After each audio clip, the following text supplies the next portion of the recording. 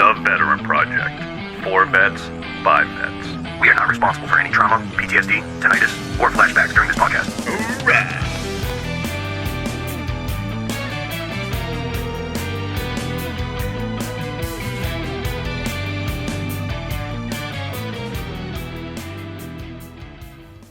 What's up, everybody? Welcome to part 2 with Wayde. I don't know how to pronounce your last name, but Wayde R.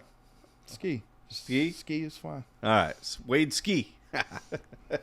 So, back in part 1, we were talking about, Wayde doing his recon stuff.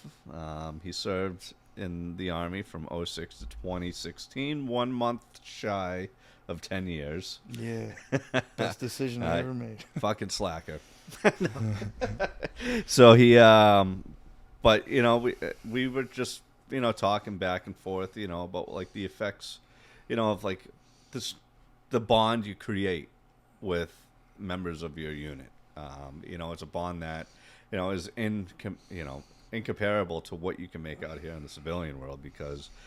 I was just saying to Wayde, I was like, yeah, I'd like to get into a gym. Him and I could become best friends, but our bond will never be as tight as what we have with our brothers. Yeah. And that's just the way it is. That's what veterans, look for when they're out of the military, because you need something. You need to be able to be like, hey man, let's go cause hell. Yeah. I'm always down to fucking legally. Yeah, yeah, legally. So, but now wait. One thing that I wanted to ask you back at part 1. So you saw your fair share of firefights, but the first time that you finally got shot at, what was running through your head? Adrenaline kicks in, fucking full erection for war. Pretty much, so what were you, was it like, oh shit? No, I was like, let's take this motherfucker out. Yeah. Like I was in the air guard hatch with another guy who had, this has really taught me a lesson about guys who talk a lot. Mm-hmm. And if you watch this, I'm unapologetic, but, but like there's this guy and he was just keep talking about his previous deployment, how he's a sniper, fucking blah, blah, blah. Yeah. And like, talk about all the firefights he had been in and everything. I'm in one air guard hatches and the other, this isn't a striker. We took fire and he freaks out. Wow. Freaks out. And like, I'm from like a rough area, so it wasn't the first time I've been shot at or had a gun pulled on me. Yeah. Unfortunately or fortunately, I'm not sure. So like, I guess for me, it was like the benefit of coming from like a bad neighborhood. Like, yeah. It wasn't like terrible, it wasn't the greatest, but for me, I was ready to go, man. I'm not gonna lie. I was like, this is fucking what I signed up for. Yeah. Like a real life Call of Duty. All that muscle memory just fucking comes rushing in. It's like, all right, let's get moving, boys. Yeah. So. Man, that's where you really find out. You want to know who a man is, you put him in a firefight. Mm-hmm. Because you'll find out if he's cowardice, if he's selfish, if he's selfless. Mm-hmm. And like, I don't know, man. I can't explain it. Like the true character of a person comes out when their life is in imminent danger. Do they care about their brother? Yeah. Do they care about themselves? Do they just not know how to think under like such heavy circumstances? Yeah. But like, yeah, we took machine gun fire and like, I just remember being like, let's do this. Yeah. I wasn't freaking out at all. I like called distance, direction, description. I was fucking ready, man. Yeah. And then my platoon sergeant was ready to go too, man. Immediately fucking eyes on, like, But the other guy who talked, my platoon sergeant never talked. Other people, they didn't really talk. This guy talked so much. Yeah. About how he was just like this badass. And like, Mr. Big Dick. Yeah. When it came down to it. And I was wondering, why has this guy been at E5 for like 8 years? But, he just doesn't shut the fuck up. Yeah. Man, yeah, it was it. Like, it's what you think it is, right? Like, I don't think taking a life is what people think it is. Mm. I think that there's some sort of like glorification of taking another life. But the act of like getting to that point is fucking, it's crazy, bro. Now, what country were you in for your, first? Iraq. Yeah, I Okay. was in Iraq. And now, was it in like the city suburbs? Fucking, guy just peeks out around a corner, pops around. It's Yeah. It was he was down an alleyway. He had a machine gun. I honestly, if I can't tell you the names of the guns. I don't know between Iraq, Afghanistan, whatever. I could say Dishka. I don't know if I'm right, so I'm just not going to. But I was in Iraq in Mosul in just a neighborhood. A very neighborly neighborhood. That I remember the Iraq guys that were my seniors. When we got into Afghanistan, it was completely different. Fucking, going from such a congested area to, it was just open fields. It was like open field compound, and it's like we never really got to see the shooters. So we would just call out general direction, and we just said, they're in that tree line. Fucking, and I mean, you're getting a lot of rounds at you. But, then that's like, when you first get contact, you get down. It's like, okay, we're getting shot at from over there. All right, now the maze starts to fucking come popping up. It's like, all right, there's cover there, or do I just Medal of Honor run for fucking 400 yards? Yeah. And that's what we normally did, because Buddy Russian does not work well at all. So. You're running. I'm up. He sees me. I'm down. No. And I mean, the up. I'm up. You see me. I'm down. With the amount of people that fuck that up, like face planting. Yeah. In a firefight, because you're laughing and you're getting shot at, and you're shooting back down range. You see Joe Blow with the fucking missing tooth because just bash it off his saw. Yeah. Yeah, I've seen that. It's the funniest fucking thing. But like, that's the thing. You're not thinking that, holy fuck, this guy's trying to kill me. You're like, dude, he just fucked himself up. Yeah. But I think your mentality is unusual. Yeah.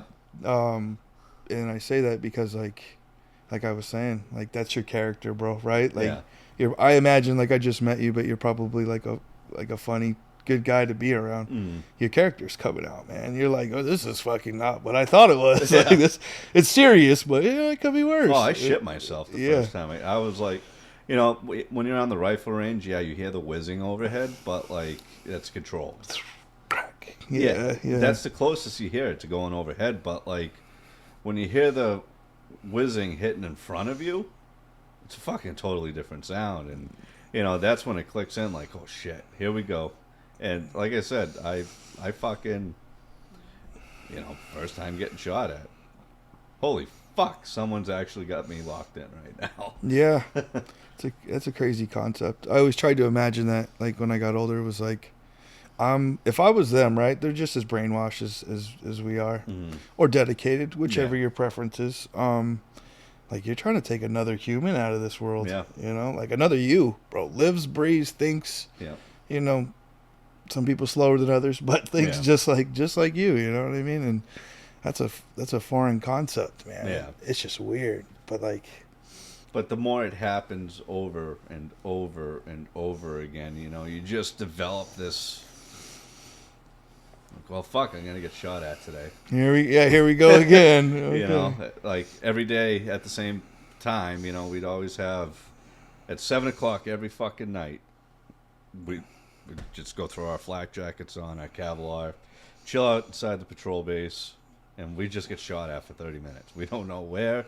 We always try to send a squad out, but, it's just one of those times of days where we just hunker down and just take rounds to the compound and shoot back. Yeah. Shoot jabs, fucking try and get, a drone to fly over just to simply give us visual on where it was coming from. You ever heard of a death blossom before? No. You ever heard that saying? What's that saying? But strategically, it's like everything within a certain area dies. Mm-hmm. The death blossom. You shoot at, we're the center. Yeah. We're the flower, right? Bud, if you will. And then you fucking murder. It's murder. Yeah. You shoot everything around you because there's so much mass confusion in war, man, that you're just. And I remember, like, we got shot at by a recoilless rifle. I don't know if you're familiar with that. Like a RPG. Yeah. Just okay. bigger on steroids, right? Got shot at by one. I remember just like looking around, And like, dude, I'm like, be honest here, I'm like mad suicidal at the moment. Yeah. And like, I'm like, fuck it. Like, if I die, I die. I don't give a fuck. Yeah. Everybody's running to cover. It gave me time to observe though, right? While everybody's like rushing to get cover, I was like, I don't even care. Mm-hmm. And everybody's shooting in different directions, and Yeah. you're just like, damn, this is not tactical whatsoever. Like, I did have a video on my Facebook that actually has that, because I brought a camera out there and I tried to get everything I could, and there's one. It's the same thing where, well, one of the squads was on the way back to the patrol base, and we had a little OP, probably about 500 yards out from our main patrol base, and these guys, they were like legit getting chased back to the base. Yeah. Because, you know, they were out all fucking day, like a 12-hour patrol, fucking out of water, friggin', you know, got blown up, got fucking, they're tired. And then they get to us, and then we start getting shot at the blue school. And so I fucking turn on the camera. I go, you know, running out. My buddy Flogger's fucking shooting in this direction. And then I go inside the school, and I get the camera rolling, and an Afghan army guy is shooting in this direction. yep, that's a death boss. And I'm like, and I yell, "What the fuck are you shooting at?" Yeah. And then you go out to the right, and the guys are shooting that way. So you got direction of fire. Yeah, it's coming from this way, but where? Yeah. And that's what our whole deployment was. We never knew. I mean, we just had the general direction. It's so confusing too, because like sound, you know, vibrations, whatever, it may sound like it's here, but it's bouncing, like the sound waves are bouncing off over here. So it's just, unless you see like the flash from the gun, you really have, or the people, like it's just very confusing. That was the only way we could ever really lock things in, is like, I mean, we had this one time, fucking Flogger, he took a round right off the RCO, and he was on a 249. But after we saw that, we looked out in the field, and we just see people running. And we're like, okay, well, they're not there. They're over there. Friggin', because, and, you know, the fog of war, you know, really kicks in. Fog of war, man. And, yeah, just fucking chaos, you know, just always, I don't know, it's just fucking wild, you know. The things that you just, like the training that kicks in, but also the complacency that kicks in. And then, you know, you see your fucking brother and you think his fucking face is shot off. Luckily, he only got a grazing round across his neck. Yeah. You know? And, like, that's what, you know, where the fog of war happens. You know, you see a fucking buddy low crawling like a fucking shot in the fucking face. Like, Yeah. all right, I'm fucking these people up.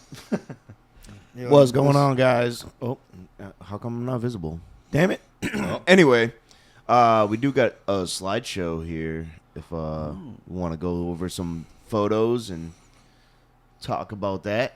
yeah, let's get into Let's it. pull it I up. love photos. Yes, sir. Oh, I could have picked a better photo, but here we go. Ready? Explanation. So, Project Refit, right? The nonprofit that I work for, or I should say with, because it's a nonprofit. But we got some vets together yesterday. You know, some complete strangers. Not the show that I wanted, but it was like I was saying. It's not the quantity of people. It's the quantity of people. It's. Those are the people that needed to be there. Fuck, dude. I really believe that with all my heart. You know what I mean?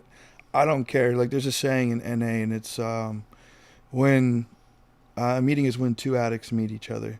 So, like, I believe as a veteran, right? Specifically combat vets, but I'm not taking from anybody because trauma's trauma. Therapy happens when two vets meet each other. Mm-hmm. You know, two vets or more. And the gentleman here, I won't give his name, but his wife had just passed away. Mm-hmm. And, like, he's trying to get his life together. He's in veterans transitional housing, and he's just trying to do the right thing, bro. He's in recovery. He's trying to honor the memory of his wife by getting himself out of that funk. You know what I mean? And you can't do that alone. Life is a motherfucking team sport, man. Yeah. Like it is. Like you can't play it alone. You just No. can't. You can't. So like what we're trying to do is like build community, man. Whether it be 4 people, 10 people, 20 people, we held cornhole tournaments, we hold retreats, we do all kinds of things, right? And the premise of this is to get those people together who need to talk. Mm-hmm. There's just a bond, man, that happens between people who have either seen life, taken life, you know, I don't even know, firsthand, secondhand, whatever it is. Yeah. Like, there's a conversation that takes place there that's almost sacred. It's different when a civilian asks you if you've ever killed somebody, Mm-hmm. as opposed to if a veteran asks you. There's something endearing about a veteran asking another veteran, Yeah. have you killed somebody? It's not because they think you're fucking cool, you know? Yeah. It's just not it. It's because, like, they want to know what you're going through, you know? And so yesterday we held an event, man, and I genuinely, in my heart, felt like 2 guys specifically needed to be there. The other one is Navy vet going through his own stuff. He had a mortar round go off and people got maimed, if you will. And so he's dealing with that trauma. And he even said yesterday, he said, I needed this. Like, I needed to do things for myself because I'm not doing those things for myself. Mm-hmm. Even if it's like coming to a museum, man, which is like random as shit, but like it's okay. Yeah. It was an old war museum, and like we just sat there, chopped it up at a table, man, ate some pizza. I didn't eat pizza, but you know, that's all right. Diet. Yeah, but that's what this photo is. So it was all of us getting together around the Sherman Take and some like random event, just dude trying to build community. So if I can inspire one of these guys up here, right? If I could talk to them and tell them that their story holds power, they might fucking begin to believe what I'm selling them, Mm-hmm. right? Then they might talk to somebody else who needs to hear their story, Mm-hmm. who in turn may tell somebody else who needs to hear their story. Yeah. Because in a world where everybody's special, nobody's fucking special, bro. Yeah. Your story's not special. Like, Yeah. my story's not special. Yeah. You know what I mean? And it's like, when you act in the light and the truth, dude, you inspire people. Like, Mhm. be transparent, be honest. If you did some fucked up shit, it's okay. That was yesterday, bro. Today is today. Yeah. And that's what we live to do, man. It's just, hey, dude, tell your fucking, be a leader, bro. You were in the fucking military, bro. Mhm. Like, you're a cook, but you're a badass, you know? Like, you still, Next man up in the military, you know? Yeah. That's the way the leaders were built. So this right here, right? I hit you with it. You guys ready? I'm about to blow your minds. It's a sick trailer. Dude, that's a mobile base. Oh, cool. That's a fucking base, bro. That So- thing is awesome. Look at that. Wow. So inside of it, we have game systems, a TV, Okay. couches, sometimes cornhole boards. Not inside of it. Yeah, You know, yeah, we don't yeah. play cornhole in it. But, right? Dude, we show up. We fucking show up, man. Like, you're having a hard time. You need to talk to somebody. We'll come to your fucking house with this thing. And we'll just let you sit and decompress with us if you want to talk. Yeah. I would say us, but whoever's got the trailer at the time. Dude, we show up. Like, that's the big thing that we push. Is like, we will be there. Call us, man. Hit us up. I've never seen us turn away anybody. We always, if we can't get to you right away, we'll find somebody in your area that can get to you. This whole thing is peer and volunteer ran. So it's Yeah. like, hey, I know Johnny Cash, Jeff.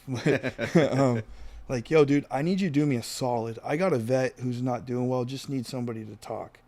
Because, as I said, man, like, it's therapeutic to talk to another vet. Mhm. Like, me and you, man, this was awesome just shopping. I don't talk about this stuff. We don't know shit about each other. Yeah, I just don't talk about this stuff. Yeah. I want people to look at me as Wayde, Yeah. not to look at me as Sergeant Ski. That's Yeah.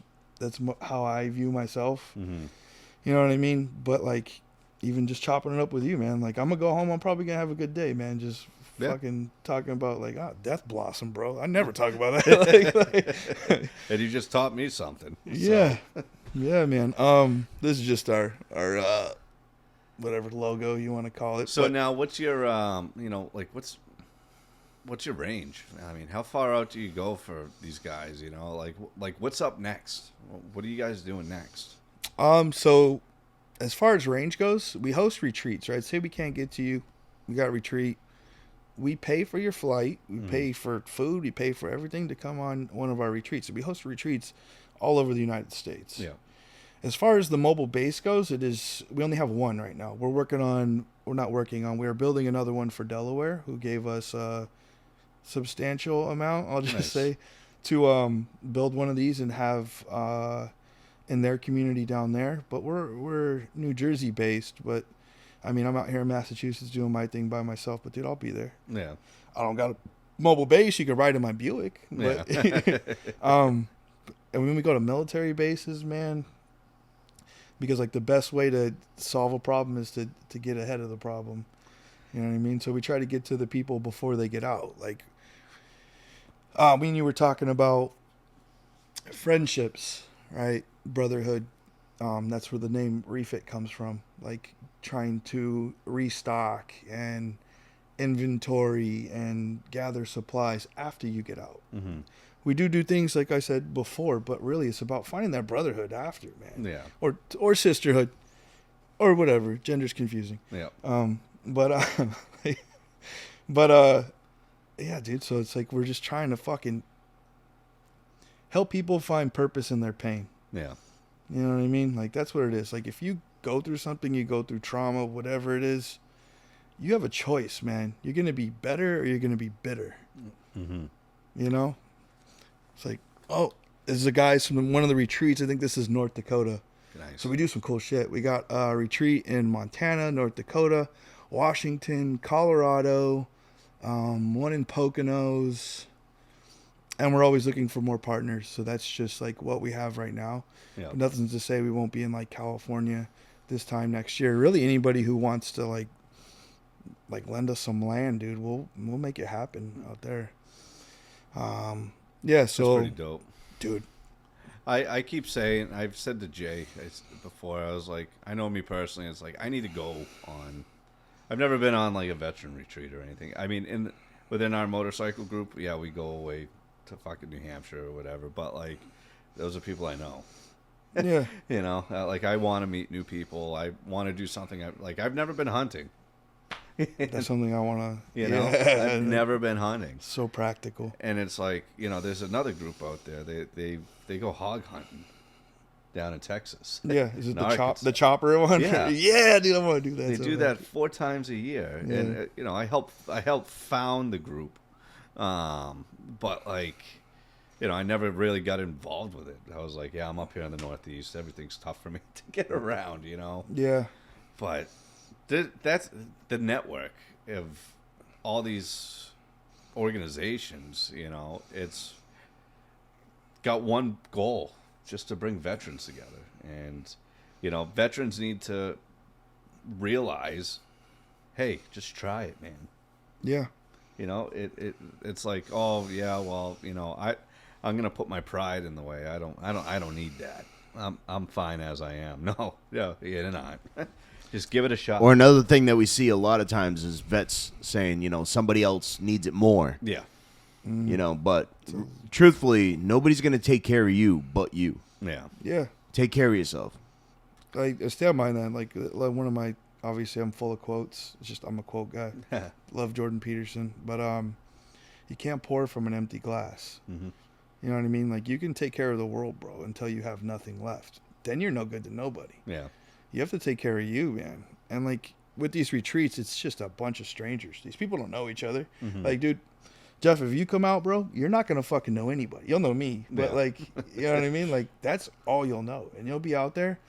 And the retreats are hard, and I'll say why is because we're not the typical organization that sugarcoats shit. It's just not. Yeah. It's not us. It's not who we are. You want shit sugar-coated? Go to the fucking VA. Yeah. You know what I mean? They'll give you some pills and pat your butt Yeah. and tell you it's going to be okay. I'm going to fucking sit there and I'm going to tell you if I see a fucking problem, it's not going to be okay. Yeah. If you're drinking yourself to death, I owe it to you as your brother Yeah. to fucking be like, you're going to fucking die, bro. Yeah. You're going to lose your wife. You're going to lose your kids. Like, I owe that to you as your brother, right? Like we're in a war, bro. 22 fucking vets a day, offing themselves. Yeah. And then the fallout from that's even worse because they served with all these fucking people who feel like they should have reached out more. or they could have reached out more. Yeah. Then that fucking continues the cycle. You know what I mean, dude? Like, we got to be better for each other, to each other. That's a fact. And it's such a, every episode we bring this up, you know, words are so fucking powerful. You don't, like, just talking. That's, as you said it, talking. You know, that's the point of this. Come on, tell your story. You know, you're spreading a message. You know, if this, like, we had a guy come on to the podcast, and he was like, yeah, bro, I was really deep in the slumps, and then you texted me to remind me that the podcast was tomorrow. I was going to tell you to fuck off, but I am so glad I didn't. Yeah. You know, because I want other people to hear his story, because out of those 10 people, there's one person in that group that needs to hear that story because it's their story. Absolutely. So you have to come to the realization. You don't have to. You can do whatever the fuck you want. Yeah. Free country. You should come to the realization that you're not special. Like, no, I preach that to everybody because, like, I always thought I was the worst motherfucker in the room for a very long time.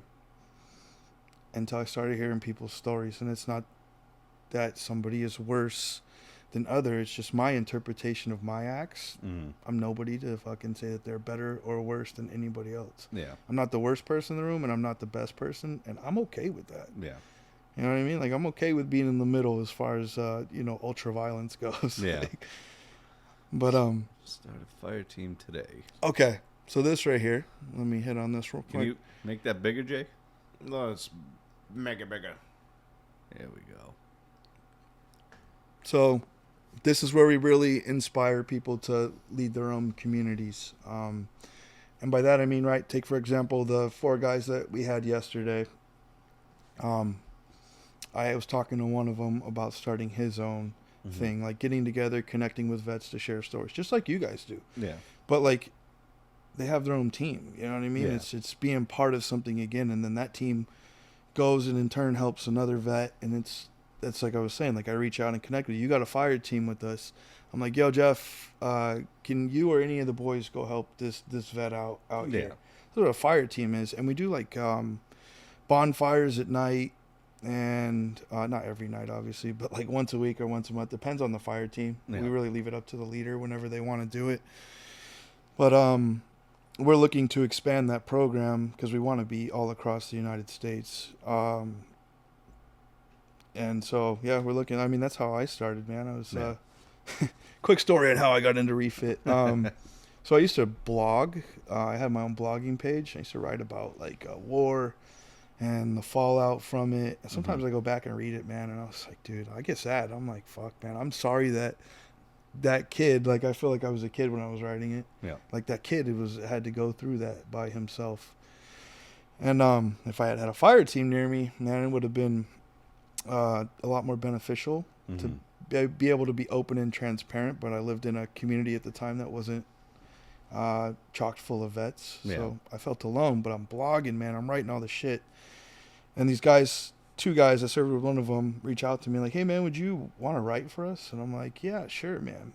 And I start writing for them. And these guys are fucking calling me all the time, bro, asking me if I'm okay. And I was just lying and being like, yeah, I'm fine, man. This is just how I reflect. Yeah. I wasn't reflecting, man. Like, this is a fucking lie. That's what I was going through. And fast forward a few years, I'm still like with them. I'm heavily drinking. Dude, did I save some people's lives? Yeah, I'll give it to myself. Like, it sounds egotistical, but it is what it is. Yeah. I did help some people while I was with Refit, and I helped people while I was in the midst of battling my own demons. Yeah. I wasn't going to therapy. I wasn't doing any of that. Still, like, I can handle this. I tried fucking unaliving myself, unfortunately. Or fortunately. It's a blessing, I think. Unless you believe in, like, the infinite lives theory. We'll get into that later. But, I tried killing myself. Took, like, I don't even know, 60 to 100 gabapentins, and somehow the alcohol slowed down the effects of the I ended up surviving and locked in tufts. And I was like, dude, I cannot fucking take care of people and give life advice if I'm not following it myself. And I got my boy James, who's the president of it was the president of Project Refit calling. I didn't believe in the VA. wasn't connected at all. He got everything done for me, man. Like, I wasn't even like, we weren't even close friends at the time. We were just like, work associates. Mm-hmm. And like, that was it, man. I was like, you know what? I'm very loyal to people that show me loyalty, but you gotta show me loyalty first. That's just what it is. And like, I'm in, man. I'm in. Like, I am living proof that we can fucking help people. Yeah. Now we want to expand that, and that does require donations. We do like a monthly donor program. And we need donations. ProjectRefit.us. You got us. All right. But dude, I'm here to tell you, like, and I mean it. I don't sell a product that I don't believe in. That's why I work for the company I work for, is because I went through the VA detox and all that. My mental health venture was vast. Yeah. The VA sucked. To be fucking straight up honest. Yeah. I'm in fucking a dual diagnosis unit with people who are fucking crazy. I'm detoxing off drugs and alcohol. Mm-hmm. And like, those two are not a good combination. No. They're not. Fucking they're a terrible combination, but that's what the VA has to offer. Yeah. And then I went on a tour with this. I got a job as a recovery coach. Went on a tour with this healthcare company, and I saw their facilities, and I was like, why are vets not getting this? Like, why are we getting subpar services when we served our country? Mm-hmm. A lot of us, dude, we're taught to not deal with our issues, to just man up. We deserve the best fucking healthcare there is, man, and I don't think we're fucking above or better than anybody. However, dude, you have to be realistic with, we signed over our lives to and for our country, and I honestly think that we should get better fucking treatment as a result. Mm-hmm. If I could put my life on the line so that you can sleep good in your bed, like, you could give me some decent health care. Yeah. But there's a block there, and that's a whole other issue. But I'll get back to Refit, and So there's steps here. I'm seeing meet, trust, retreat. What are these steps here? Okay, so meat is like steak. No, I'm just kidding, guys. But, like a porterhouse. Let's say, is that army writing or what? Yeah. Missing an A. So meat, right? You face-to-face time with people. Mm-hmm. I say I'm having an event at Jay's house, right? And we invite people. They come and meet. The trust comes from taking part and or observing the conversations that take place around this fireside chat. It's called a fireside chat for obvious reasons, because it's supposed to be around a fire. Yeah. But there's also something sacred about stories and being around a fire, and you see it in movies, and I think it's a tradition that's as old as time itself. Or I should say as old as fire, at least. But if you believe in evolution, all that. Yeah. Right? Then we get you to trust us. Then you open up to us. Then you start coming to our events more. You start talking at our events, because you're like, you get that mentality I have. I'm not the worst motherfucker in the room. Mm-hmm. Like, maybe I am forgivable. Like, maybe I am lovable, which is something a lot of fucking combat vets struggle with. We view ourselves as unlovable. Mm-hmm. Besides people who have also committed atrocities, somehow we feel welcome around them, but not the guy who went to college and is doing accounting for some reason. Yeah. We just don't see ourselves in their eyes. The retreats I already talked about. So then, say I see you, right, and I'm like, you know what, this guy, he's making some progress at the fireside chats, but I really feel he could benefit from getting the fuck away from everything that's holding him back from truly growing. Mm-hmm. So we take him out of his comfort zone, which is home, man, right? Because like comfort and growth, they don't happen simultaneously. They don't coexist. Yeah. You have to get uncomfortable to grow. So we put you on a retreat, man. You come out with us, and then you're like, oh, I fucking really like this. And then one thing we're working on right now is, you come on a retreat with us, I see potential in you. You say you want to be a leader, I'll make you a fucking leader. Yeah. Guess what? Now you got your fucking team back, bro. Yeah. And then you start fucking creating your shit. Then you have a team, bro. You have obligations. You have purpose again. The purpose is so hard to fucking find, but here's the reality. We're out of combat, bro, but we're still at war. The war is with ourselves. And honestly, with society in general, because, men have it so hard, bro. And this is just the truth. Men have it. We are not loved. I think it was Chris Rock who said, men are not loved unconditionally. Yeah. We have to meet certain requirements, bro. We do. And Dude, it's heavy. It's real heavy. How the fuck do you find purpose, bro, when you're mentally unstable? You can't get out of bed in the morning. You can't provide for your family. All you do is collect your 100% disability. Where's your purpose there? Yeah. You don't have it. Then you're just fucking more suicidal.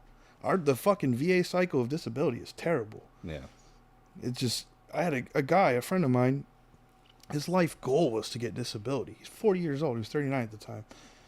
I said, well, what are you going to do after that, man? He said, well, I'm just going to get disability.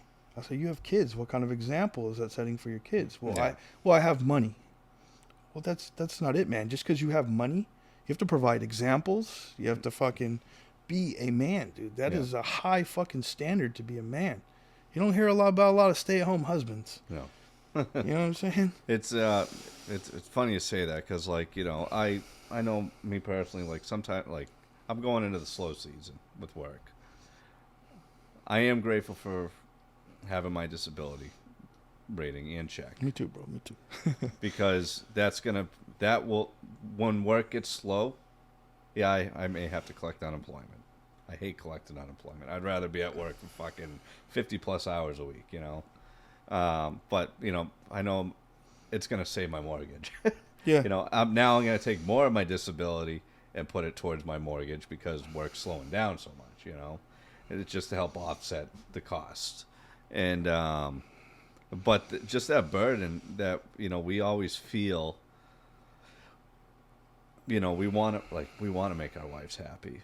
Sometimes we're not doing enough to make them happy, but we think we're doing enough to make them happy. It's yeah. I mean, my wife loves getting her feet rubbed. I hate rubbing feet. I don't like feet. But I love you, babe, but I agree. But it's like I'll do it. I don't want to, but it's getting me out of my comfort zone. I'm doing something that I don't like to do, but just to make her happy. Happy wife is a happy life. Yep. If it's if I'm pulling one of her toes for fucking 1 second, boom. All right, fucking everything. The agenda's met. Yeah, So, I'll give you 30 seconds. I pay for my wife to get massages. So she's like, "Can I get a back massage?" I'm like, I pay monthly for you to get massages. I've done that before. I remember for Christmas I got her like 10 sessions. Yeah, And when she was all done, 3 weeks later, she was like, "Oh, can you rub my shoulders?" I'm like, "You fucking serious?" yeah. You're like, dude, I paid for that. But it's weird, like, men we have. I mean, if we had military wives, they would understand. I met my wife after the military. I'm assuming you did as well too. Yeah. There's a difference, like, I don't like being touched. I don't like having my shoulders. I don't like anything, I don't show that. And it's funny because I do talk to my therapist about this stuff because it's like, I'm trying to find even ground, but like, I don't like doing this. Okay, well, I'm going to buy her dinner. That's my way of showing my wife her affection, Yeah. So, and that's the thing with a lot of vets is you just got to be pulled out of that comfort zone. You have to. Try something new. I like how you tied that together. Yeah. Feets and I fucking I don't like feet, man. Yeah. No, that was actually a good, like, you have to, I hate feet. They make me uncomfortable. You got to get out of your comfort zone. Yeah. I just tell her to keep her socks on. Yeah. I mean, she's got nothing wrong with her feet. Just keep your socks on. I don't like feet either, but dude, I live by like positive reinforcement. Like, I really believe in it, Yeah. Like, tell people they're doing good when they're doing good, especially men, which is like, I don't know why it's perceived as like gay, bro, in our society to be Like, yo, dude, like your fucking traps are looking beast, bro. Or like, damn, I can tell you've lost some weight, man. You look good. Or even something like that's, not physical. Like, hey, man, like you seem happier today, bro. Like that makes me happy, man. We don't do that for each other. Men do not. It's weird and uncomfortable for us. It's funny. I do that shit at work. Like I know, like if we're having like a long week, 70 plus hours, people think I'm joking at work, and I'm like, "Hey, dude, you're doing a good fucking job today." Bang up job, Chris. And they're like, "Are you fucking with me?" I was like, "No, I'm real. You hit him with a thank you for your service. Yeah, no, they're fucking doing a good job. We're all fucking going through this bullshit week together. Like, let's keep it going. Yeah. And that's the thing. These guys just need to fucking hear it. They may, like I said, they may think I'm joking, but like, no, I'm dead ass serious. You're doing the world a service, bro. You ever heard of the Golden Gate Jumper before? I've heard of them. Okay, so there's this cat, right? No, he's a guy, but I say cat. But anyway, there's this dude. Yeah.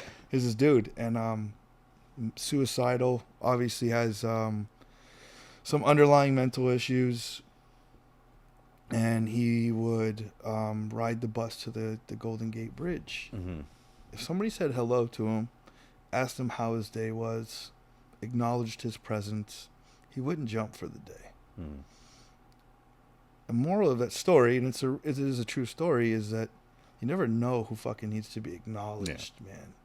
And like I really took that to heart. I like it was on YouTube and I watched it, but I almost started crying because I related so much. I'm like, damn, man, like we really don't. We're just not out there acknowledging each other.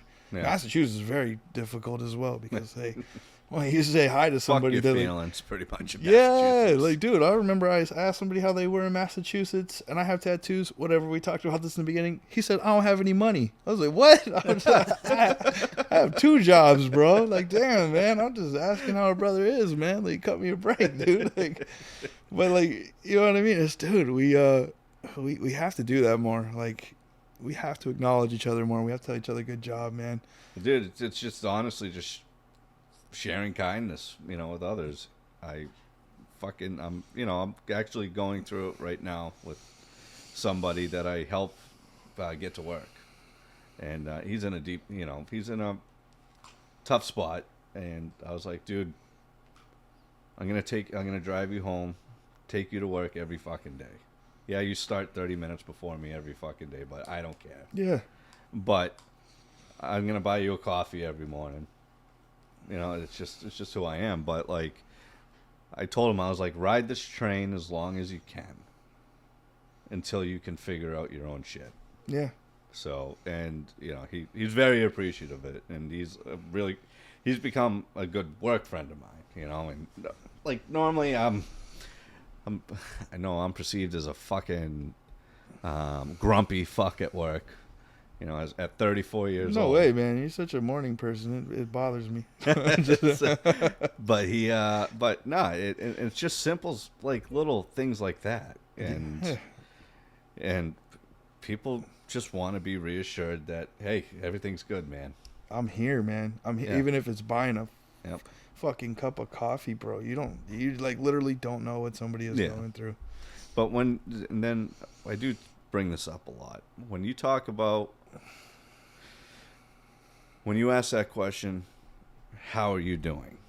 Now, are you just, this is actually for anybody out there. When you ask a veteran, how are they doing? Are you doing that for your own ego or because you actually care? And there's a lot of people out there in our community that just do it for their own ego. Like, oh, hey, I talked to him. He's fine. Check the block. That's what we're taught. Yeah. But did you dig a little bit? It's like when people ask me and I'm not doing okay, hey, I'm not doing all right. But then you have those same people that will be like, oh. But they don't want to deal with it because they just walked in and then they're going to take the foot right out the door. Because they don't want to fucking hear what you have to say. It's really fucked up. Yeah. And that's one thing that I've been realizing sometimes in our community is people are only halfway into it. Yeah. How can we make them more into it, more involved, more actually to have feelings of what another guy is going through, you know? Like, every veteran has a connection in one weird way or another, you know? It's like, you said that you're not special. But is there a way for there to be a special bond between veterans? You know, to share, I mean, like stories in common, or just trying to find a way to. I'm only asking this because I deal with this personally, and I'm trying to find answers for it because I'm having a fuck of a time trying to figure out the answers. But when I do it all the time. I just had a mental fucking break the other night. You know, I was just going fucking nuts. I don't know why I was going nuts or whatever. And I was just wanted somebody to text me, hey, man, are you doing all right? Because I just wanted to tell them no.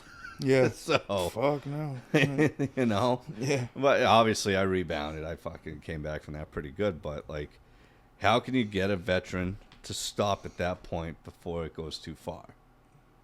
That's my question. What is too far? Suicide. How do you stop a vet from suicide?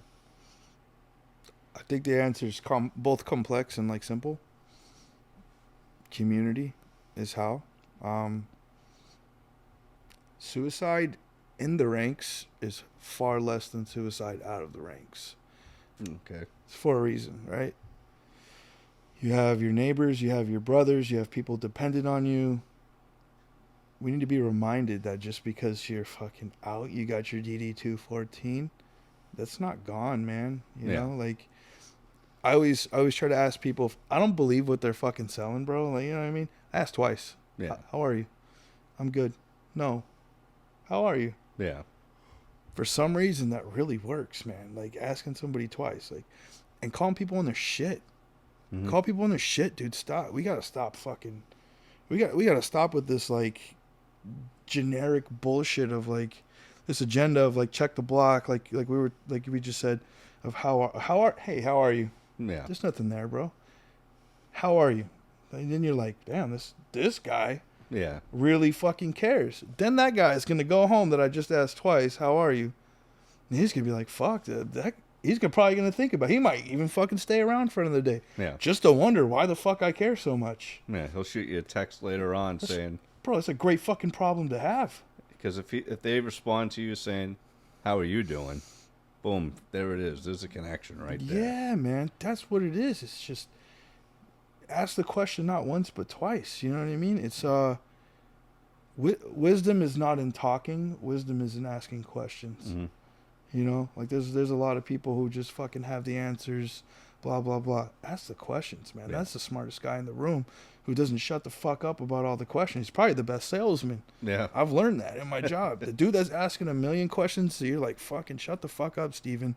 Like, Steven's got good sales, man. Because people are buying what he's putting out, man. They think he really fucking cares. Yeah. Like, damn, this guy cares too much about this job. It's just a 9 to 5, bro. It's like we almost need to come up with like another question. You know, are you okay? What can? Because that's such a traditional question. Yeah, what's going on in your life? Yeah. Not what's new. What's new is very. What's going on in your life, man? Like, oh well, you know, like blah, blah. Somebody's more likely to fucking tell you what's going on in their life if you ask a direct question. Like, how am I doing? That's like in our minds, right? That's just like how am I feeling at that moment? It's the muscle memory that we've known our whole life. Yeah. I'm okay. Biggest lie ever told. I'm fine. Yep. I'm fine. If I hear one of my fucking friends tell me I'm fine, bro, I'm like, you're not fine. Yeah. I literally will say that, bro. I like, so as a recovery coach, right? I get people into detoxes, help them stay sober, help them stay clean. Mm. In the beginning, I was very like, you can do this, buddy. You got this, right? And I learned that my success with people was kind of low, even though I was believing in them, right? That's not enough, man. Yeah. I have to call people on their shit. And when I started calling people on their shit, I learned that they were more likely to come to me. Yeah. When they were in crisis or when they were about to relapse or whatever it was. Guys, like, he was leaving his sober home and he's like, I said, "You think that's a good idea?" He said, "Yeah." And I said, "What's your plan, bro? You gonna drink when you go home?" He said, "Absolutely not. Would I lie to you?" I said, "Fucking absolutely, you'd lie to me." Like, he had to stop and think about that, dude. He was just like, "Fuck, like this guy. I don't care if I He can." sees through my bullshit. Yeah, I'm like, dude, it's just important to just be direct with your questions, but also have like the sentiment that you actually fucking care. Mm-hmm. Like you, right? You were going through your shit. You were saying, bro, if somebody called you or texted you, said, "How are you?" You'd probably say, "Oh, I'm bad." If I called you and I said, "Hey, Jeff, what's going on?" You're probably more likely to vent to me, man, about everything that's going on instead of some generic shit like, "Oh, you know, me and fucking the missus, you know, we're fighting, the dishes weren't done," or whatever, she beats me, you know. But like, that's what it is, bro. It's really in direct questions. And like, somebody once told me, if you're thinking about somebody, call them or text them, because that's God telling you that they need you right now. Yeah. And I live by that. Like, I do. I heard a song on the radio the other day, reminded me of an old friend. I texted him. Yeah. Just to let them know, man, I was thinking about them. How good does that feel when somebody you haven't talked to in years reaches out and is like, "Hey, man, how are you?" I'm like, I get weirded out sometimes when people do that. It's like, "I see your gym videos, man. You're getting stacked." I'm like, that means a lot, bro. Like, thanks. I ain't heard from you in like 4 years, bro. Last time you saw me, I was drunk, passed out in an alleyway. So, like, you know what I mean? Like, how do we combat suicide? By caring. By fucking caring, bro. Because Actually caring. Yeah, right? Because the problem with us is we think that we're a burden to the world. Mm-hmm. And men need reassurance, bro, because we don't get it from anywhere else. Yeah. We don't. I mean, we have to give it to each other. That's it. How many times do you get pulled aside? It would just say, like, on average, get pulled aside and, damn, you really matter, man. Like, thank you. Like, you mean a lot to me. Yeah. Never. Yeah, right? Absolutely never. Hey, thank you for going to work every day and making sure we have a roof over our head and food on the table. Yeah. But people take these things for granted because that's what men are supposed to do. Yeah. As you can tell, I'm a huge men's, like, mental health advocate, man. Yeah. Because, like, I see the side of it. I see the fallout. I see how we don't, and moving to Massachusetts was really an eye-opener for me, but I see how we don't build each other up, bro, and I fucking hate it. Yeah. People think I'm weird, bro. People think I'm weird because I'm nice. I'm cool with that. Yeah. I'm so cool with that. I don't want to conform to some bullshit, like, and, you know, not tell somebody I care because I'm worried that they might think that I'm, like, I don't know, either, like, fucking a weirdo or gay or, I don't know. My wife says that's why gay guys love me, is because I'm... Because you ask them, how are you doing? Yeah. You know? I mean, like, I'm like, dude, because I care about people. I was like, Yeah. and I'm not hating on my wife. Actually, there's a lot. It's like, people think you're very flirtatious. And I'm like, why? Because you're just nice to them. I'm like, their perception on my kindness is their problem. Yeah. That's not my fucking problem. Yeah. I'm doing what I can for me. Also, dude, I got one. How do you stop vets from killing themselves? We have to teach each other that, like, doing something kind for each other every day, whether it be a text, a call, buying somebody coffee, taking them to work. Mm-hmm. Whatever you did yesterday, bro, you get to steal a portion of yourself back by Yeah. doing these acts of, like, kindness, dude. It will make you feel so good about yourself. I'm sure you feel good. Like, you probably don't sit there and think about it, like, ah, God, dude, that's like 5 coffees this week. I am the fucking man. Yeah. But to have the ability to buy somebody coffee or say yes or no to it and to do it, Yeah. like, there's some gratification there, like knowing that you're a good person doing this podcast, right, bro? You're out here, I don't know how intimate, like, all the conversations get, dude, but you're on the forefront. This is me being, like, serious. You're on the forefront of stopping people from killing themselves. Mm-hmm. You make people feel important. You and Jay do, bro. Dude, you're warriors and you're fucking doing God's work, man. Yeah. Like, there might be somebody out there who thinks there's nothing to their story until they come here. Mm-hmm. They're like, oh, fuck. Maybe there is something to me. Maybe I do need to go to therapy. You know, maybe I do need to go talk to my friends more. We have to give vets back their purpose. We have to let them know that yesterday is done, dude. Today can be a better day. Like, you have to be kind. Yeah. Fucking greatest man of all time. Big J man, dude. Right? Let's say if you think he's fictitious, real, whatever. Let's just take the book context. The man in the book, right? The Bible. That dude, his character, right? He could have had legions of angels come down and just destroy everybody who did him wrong. Dude chose love every time. Nobody reads the fucking Bible and is like, Jesus was an asshole. Yeah. You know, they're like, this dude, as you could tell, like, church is how I got my roots, but Yeah. like, I took it as that. I was like, maybe, and I tell people all the time, maybe this could be fake. Like, Yeah. I'm not denying that maybe it could be man-made or whatever, but I'm like, but nobody reads that book and it's like, this is a bad man. Yeah. Like, that's a good man. I don't follow Christianity. I don't follow Catholicism. I follow Jesus, bro. Yeah. Like, sometimes I want to smack people. It's just the old me wants to come out, and I'm like, ah, damn, man. Like, Oh yeah, dude. Yeah. It's wild how like who you were and who you are now. That's two people. You know. It's like that fucking that movie with that dude. He's like 8 different people. He has 8 different personalities. is it split? You could be whoever you could be who you used to be, or you could be, you know, just like that. Yeah. You know, I could be a motherfucker if I really wanted, but I don't want to be known for that. I want to be known. That's my past. Yeah. You don't have anything to prove either, dude. I love who I am. Yeah. I love who you are too, bro. No homo. And you know, and that's the message.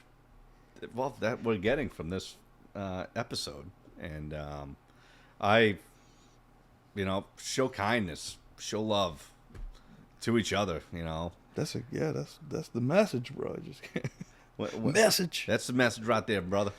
So, Dude, yeah. and everybody, this is the wrap of this episode with Wayde, and it was a really good conversation. Yeah, thanks for having me. You man. know, we've you put some pretty interesting things into my head to to give me time to think about. You know, and I like challenges of like, okay, you said something to me, I see it as a problem in myself. Now it's time for me to solve it. Yeah. That's what I like doing. I love problem solving, and I hope you guys enjoy this episode. Check out his organization. It's the Project Refit. Oh, you can't see it. There we go. And yeah, guys, have a wonderful Christmas. Happy New Year's. And we will be catching you guys in the new year with a very awesome lineup of veterans coming on. So, cheers, guys. Have a good one. Thank you. Well, Johnny Cash, another episode in the books. That's it for today, but the journey doesn't end here. Every veteran has a story, and every story deserves to be heard. If you're a veteran with a message, a challenge, or a triumph to share, we want you to join us. Your experience matters to us. And together we can inspire others and remind the world what resilience truly looks like. Until next time, stay strong, stay connected, and remember, you're never alone in this fight. We'll see you on the next episode. Cool. The Veteran Project. 4 vets, 5 vets. We are not responsible for any trauma, PTSD, tinnitus, or flashbacks during this podcast. Hoorah!